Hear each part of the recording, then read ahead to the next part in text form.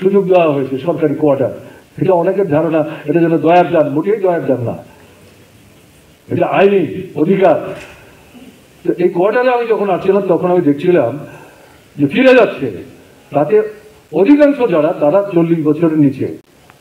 সংখ্যা যে খুব বেশি ছিল ঘটনা তা না, মহিলা আছেন একটু কম। একেবারে আমার মানে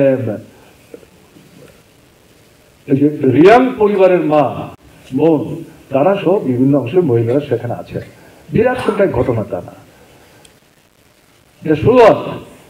তাহলে উদ্দেশ্যটা কি?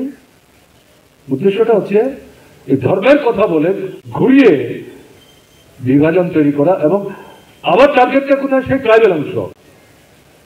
তো একদিকে ত্রিপুরা গ্রেটার ত্রিপুরার নাম করে বামপন্থীদের সঙ্গে বাহ্যিকভাবে বিজেপির বিরুদ্ধে কথা বলে আলাদা করে ভোটে দাঁড়িয়ে ঘুরিয়ে বিজেপিকে সাহায্য করলো, এটা যেমন বিভ্রান্তি, এবং এই যে স্লোগান, এই স্লোগানও তো বিভ্রান্তি, এবং টার্গেটটা আবার কোথায়? সেই উপজাতি অংশের মানুষের মধ্যে। তাহলে এটার বিরুদ্ধে আমাদের বলতে হবে। তারা কি বলছেন? 324 নম্বর ধারা ভারতবর্ষের সংবিধানের, এই বক্তৃতা করেছেন তাদের নেতা, মধ্যপ্রদেশ থেকে এসছেন। আমরা খুলে দেখেছি কালকে রাতে পার্টি বিজে বসে আমাদের কয়েকজন পার্টি নেতা, তাতে তো ধর্মের নামে সংরক্ষণের কোনো কথা কোনো উল্লেখ নেই।